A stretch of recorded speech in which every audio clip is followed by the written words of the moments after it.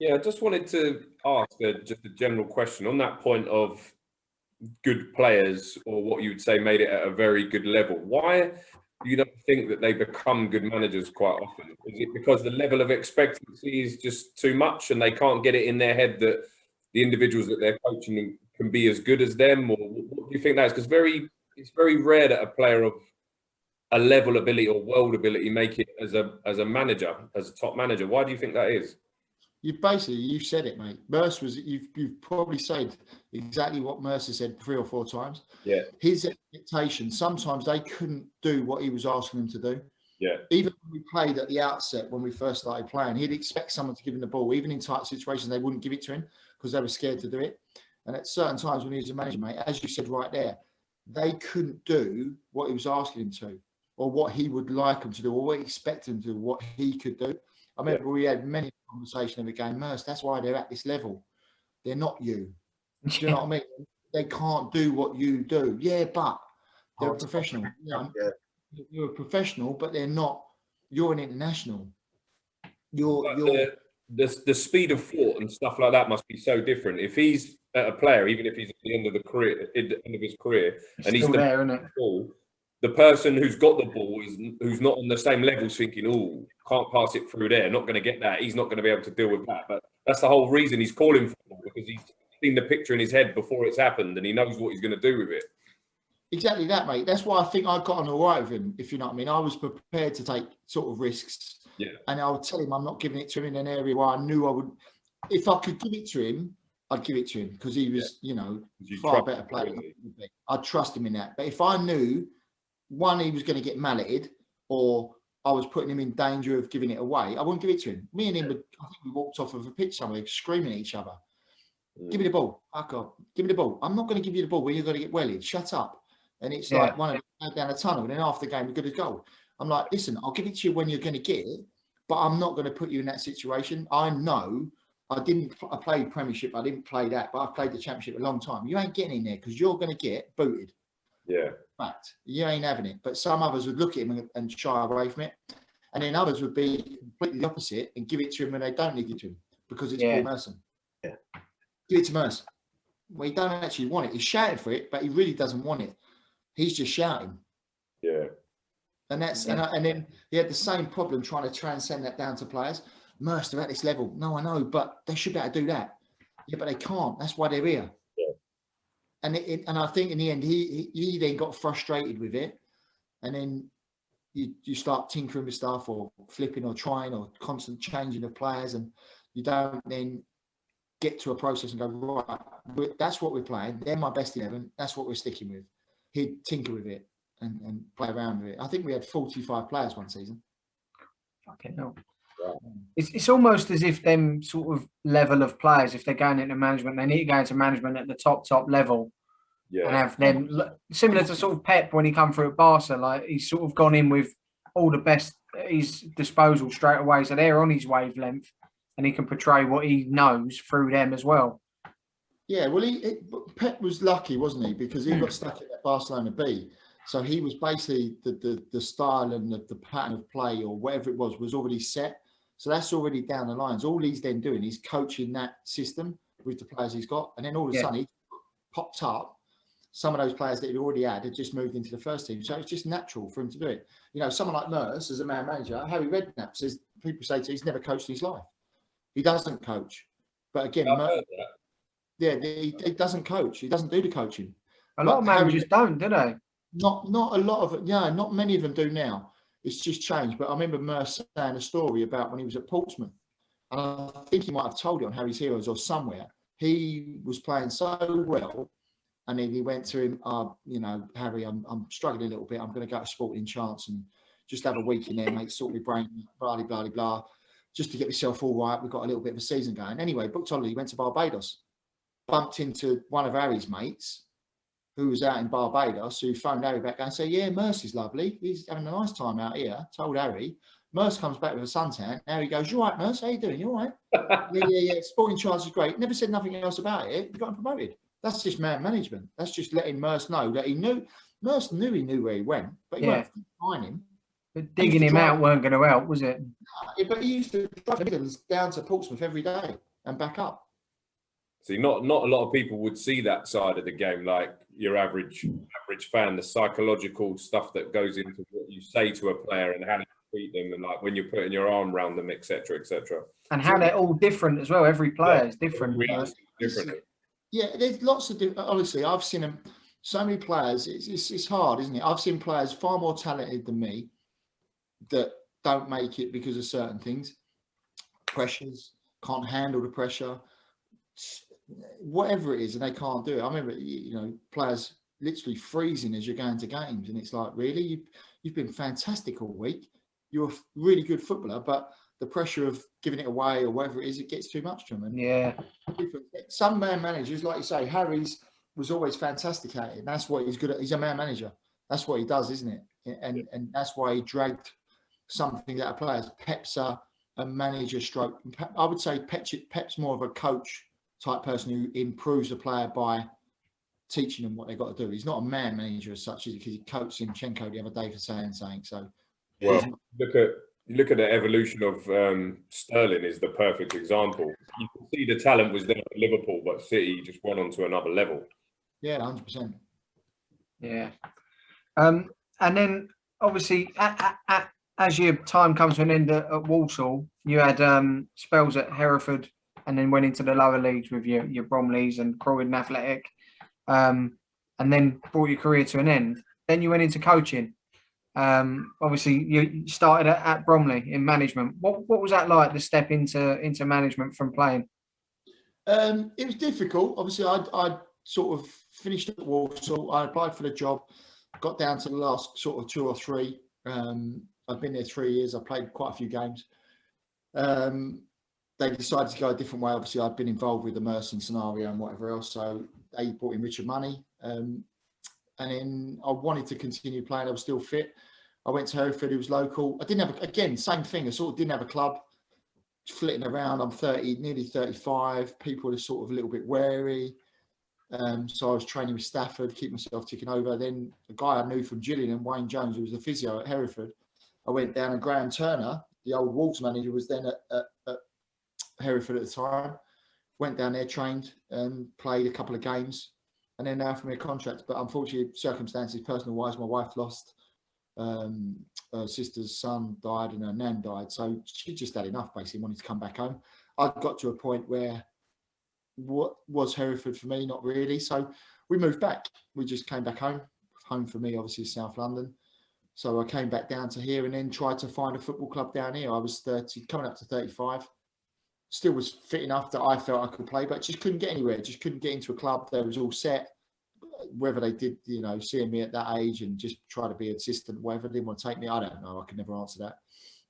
And ended up, Bobby Bowery, again, was playing at Bromley. Mark Goldberg, who'd done all his money at Palace, was at Bromley. And I signed for Bromley just to play. And was playing there, which was, what was that at the time? Ryman. So it had been Ryman, yeah. Premier. Ishmael Prem. So I was 35, playing there, twice a week training, loved it, play Saturdays, good fun.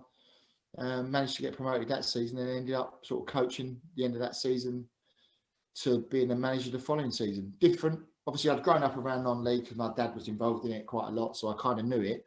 But it's strange, you're then trying to organise training and someone can't get there because his missus has got the car and the cat's got a cold. You know what I mean? I've tripped over a yogurt pot or whatever it is, and David James has dropped that fucking salad cream bottle in his toe, and God knows the excuses they come out with to not make training on a Tuesday night and stuff like that. So it was a bit of an eye opener, but great, loved it, and then done that. Sort of then played. Still wanted to play, kind of thing. So I played Croydon Athletic, Mildeer, helping people out, doing a bit of coaching with them, and doing that. And I think I played my last competitive game at Sevenoaks, which I think I was 41, maybe 42, 41. Wow. Pretty good going, mate. Longevity, eh?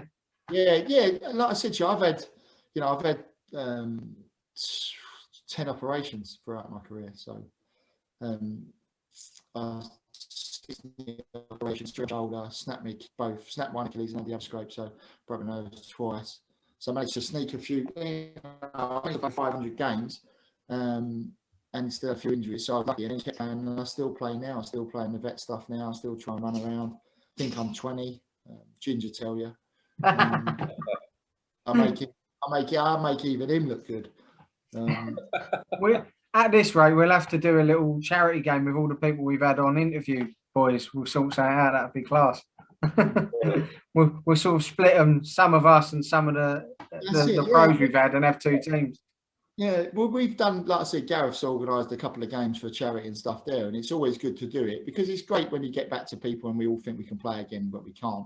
But it's also good. The ones I play for up in Wolverhampton, I play for the Wolves All Stars. It's always about charity, so we always try and raise a bit of money for charity, and that's the whole aim of it. And if we can go out to people, and a few people recognise you, and it's great. If they don't, I don't really care. It's just a bit of football and a couple of beers afterwards, which is great. Yeah, 100%, mate. And then just to sort of tie that up, you ended up managing at Margate as well. When you left there, did you ever do you want to go back into the coaching side of the game? Are you doing any now, or? I coach with Bobby Barrett at the Valenti Academy. I do 1 night a week. That's it. Would I go back into it? No, not anymore. The game's changed. It's different. It won't. It's not the same game. I love football. I'll always love football. I love the game. My son's refereeing. I go and watch him all the time. Would never go back into it. My life has changed away from that now. I moved into construction. What am I now? 15 years ago. 12 years ago, I should say. So I've just recently set up my own business. I've come out of being a project manager. So no, I wouldn't go back into it. Much as I love it, it's just too different. I think it's too different from my era of what I do. I love coaching. I love football. I love seeing somebody improve. The whole point of what it is, is to improve somebody. If I see somebody do something that, not that I've just coached it, but if I see somebody improve, for me, that's fantastic. But I just don't think, I don't know. There's a lot of mollycoddling. There's a lot of outside pressures on people now that I think have changed it. It's not. I think it's more business now. It's more business. Yeah. It's more, which is great, which is fine, no problem at all. If someone offered you £100 a week, you'll sign it, wouldn't you? Let's not lie about the fact. But it's not the game. It's not the game I fell in love with. Put it of course. Yeah, I totally understand that, mate. And then to tie everything together, I've got a small list of questions just based on your career. So we'll run through those. So what's that? I'm under pressure with a quick fire, yeah? Yeah, exactly, yeah. You can sort of, have a little story about each one. Something before you answer these questions. Yeah, go on. Be like Gareth Davies and sit on the fence with every question. Oh, yeah. Not answer. Listen, I hope you realise throughout this chat, I don't sit on fences. No. Gareth had fucking splinters in his arse, didn't he? He was loving it, mate. Yeah, but he's still working in the game. That's why. Exactly. Yeah. He was a lovely fella, to be honest. He was. No, he's top man. Really top man.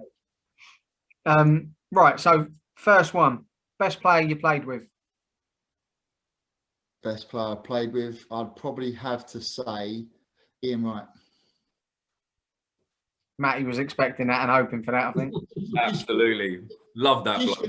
Absolutely love him. For what he achieved in relation to the amount of goals he scored at Arsenal and whatever else, I'd say Ian Wright.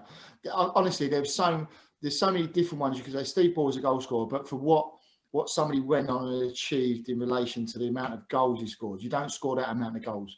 Phenomenal amount of goals. Ridiculous. Just probably him.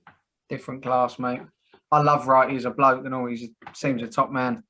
Yeah, he's good. He's a good guy. Best player you played against? Gazza, easy. Oh wow, was that when he was at Tottenham? Yeah, easy. Oh, frightening. I played against him. I came on a sub for Palace against Tottenham at that time. And Gazza at Tottenham that year was phenomenal.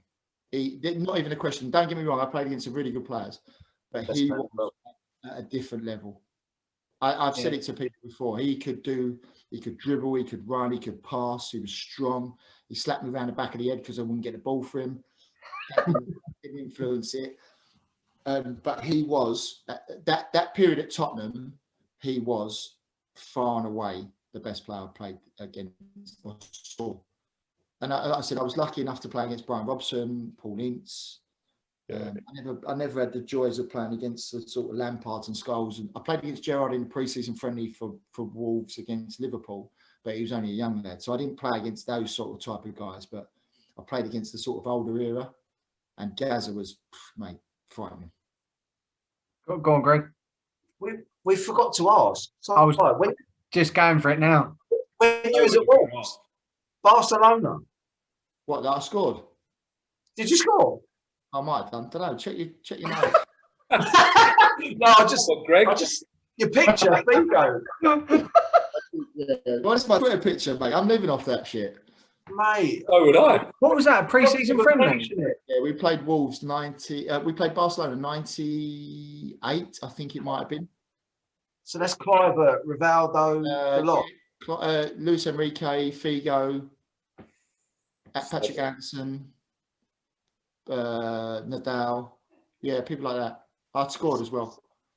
Oh, so That's unbelievable. I don't tell people that loads. I would. What was Figo like? Frightening.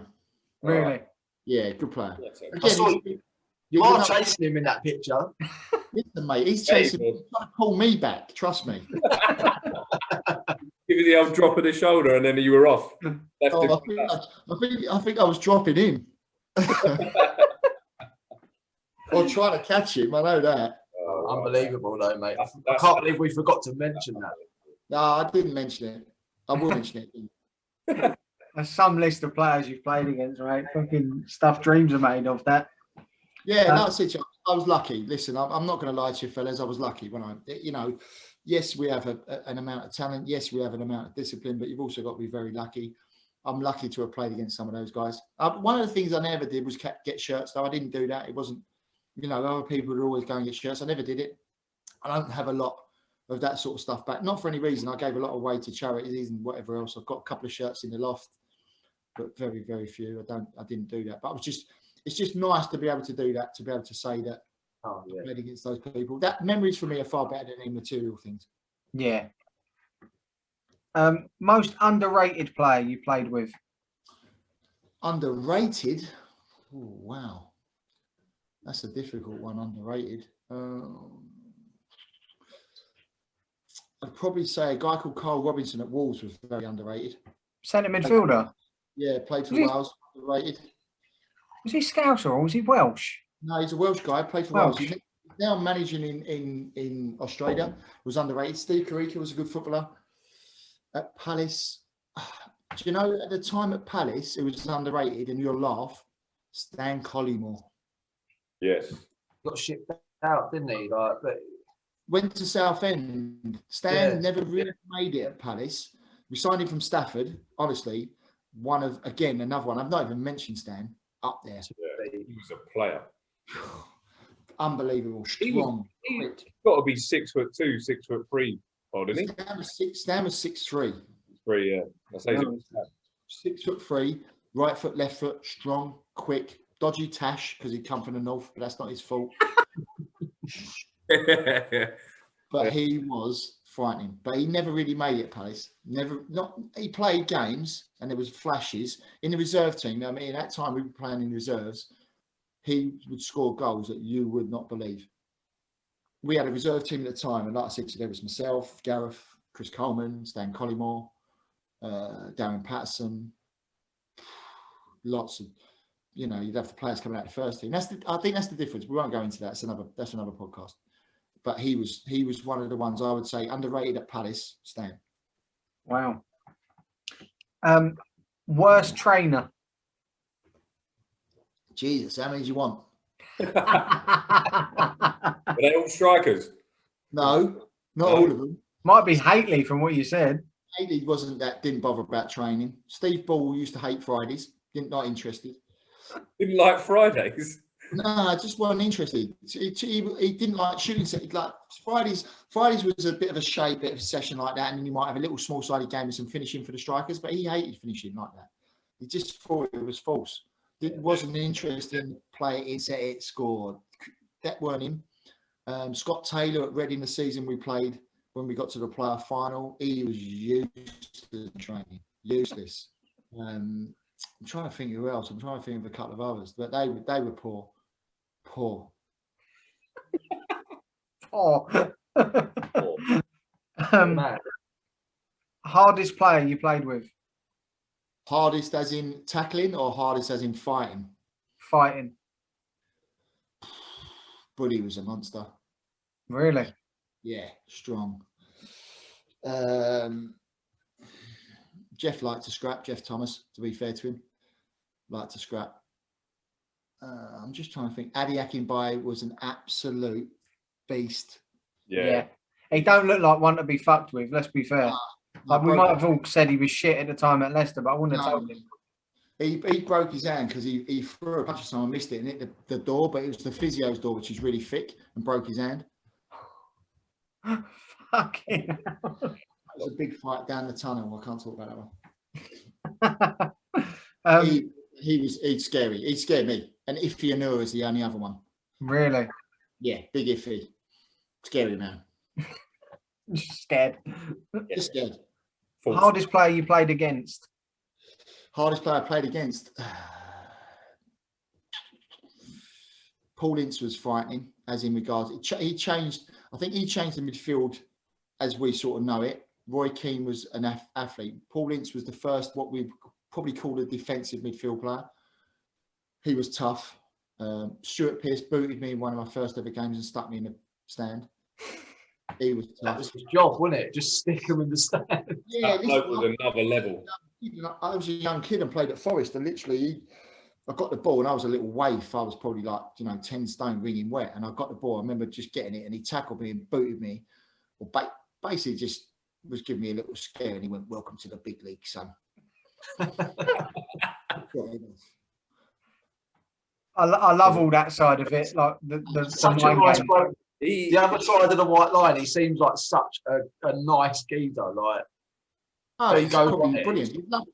You'd love him to do your electrics, wouldn't you? He'd just be such a nice guy. Yeah. He just looks scary. Like from the playing days, I've just got that vision of him just with the tightest shorts on ever, the biggest legs, just annihilating someone just for looking at him. Yeah. It's that Euro 96 scream. The only other one I didn't really was a guy called Billy Whitehurst. Yes. He jumped. Well, actually, he got back on our coach at Reading from Cheltenham because he just said, "I need a lift," and we went, "Yeah, come in." Yeah, did it come up in another one of our podcasts? Yeah, it was Gareth Davies. Gareth Davies, yeah. He basically put the frighteners on him, didn't he? Yeah, that's what he said. Yeah. Just the bouncer. Did Big Billy play at Leeds? If he did, it might have been in the 80s. I don't really know too much about Leeds in the 80s, but I played. Well, I lie. I've got a good story about Ellen Mode. I remember sitting on the bench as 14th man for Palace way back, and I'm sure Big Billy was playing, and we were playing. And I had a Buckter coat on. Do you remember Buckter at the time? I was sitting behind the stand. Anyway, we were beating Leeds, and some geezer whispered in my ear, "If they win, I'm going to slap you." I jumped straight over and got in the dugout. I thought I ain't getting slapped, so I just jumped over the finger like that. I'm sure Big Billy Whitehurst was playing for Leeds then. I might be wrong. He might well have. I know he played for a few. Like he played for the Blades, didn't he? He played for Sheffield United for a while, but he might have. Come on, Greg, where are you? I'm not, mate. I'm not the Google man. He's packed it in now, and he's sacking it off. No, he didn't. He didn't play for Leeds. He didn't. No, he was at Hull, Sunderland, Sheffield United, Doncaster. But no, he never played for us. But yeah, he's sort of quite renowned for being a bit of an hard bastard. When he, like Gareth was saying, he used to after games go doing doorman work, basically just to have a fucking ruck. Wow. That's the next level. That's up there, isn't it? Yeah, finishing 90 minutes and going down to the local and just smashing people up. Just fancy being a doorman tonight. Have a few. Yeah, all right then. Unbelievable. Walking in Monday with a black eye and go, "Remember how you got that?" Oh. Biggest diva. Biggest diva. Oh God, it's a bit difficult. Biggest diva. Who likes themselves? Oh dear. Just trying to think who would be the biggest diva. Be fair, Brighty liked his gear. Yeah. Brighty and Righty loved their gear. Oh, he's Yeah, had they some look basketball sharp. outfits, righty, ain't he? Jesus. Yeah, both of them did. Brighty was quite classy, and Righty used to try and get against him. Brighty had a bit of class about him. Righty was a street boy that used to try and follow him. Be a bit Larry. Little bit lively, yeah. Love it. Brighty was like that, but Brighty was the big pro. So Brighty was the, turn up. Boots had to be immaculate. You know what I mean? If there was any mud on the bottom of Brighty's boots, he would go mad at his boot boy. Really? Yeah, match boots and training boots. If there was any mud on it, go mad. That's quality. Funny man. Funny man, quite a few of them. Andy Woodman's a funny man at Palace. I love Woody. Dylan Kerr, good funny boy. He used to play for Leeds way back. He played at Reading. He was a funny boy. Stupid, but he can't help it. Trying to think, would be Don Goodman. Don's a funny boy. Really? Yeah. Funny lad. He could have fooled me with his commentating. Yeah, Don's a really funny lad. He used to fall asleep in a nightclub, but he's a really funny lad.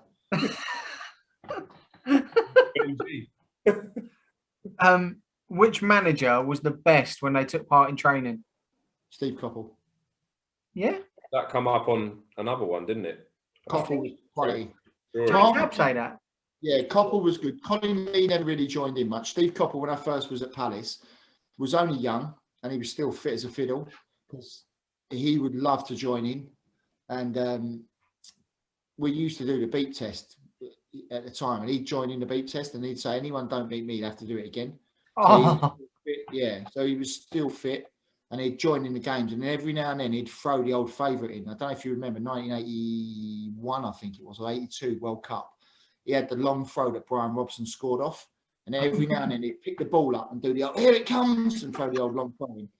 He used to love that one. Mark McGee had one of the best finishes I've ever seen, or the best ways to beat people. Obviously, Mark played Aberdeen and whatever else, and he used to kick the ball against the defender off his shins and go through. Amazing. That's Steve, incredible. best trainer by far. Wow.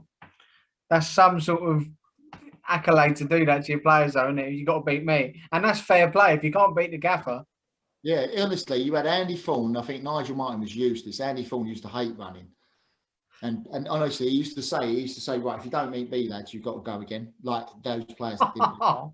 And you could see him looking over at the gaffer going, please drop out, please drop out.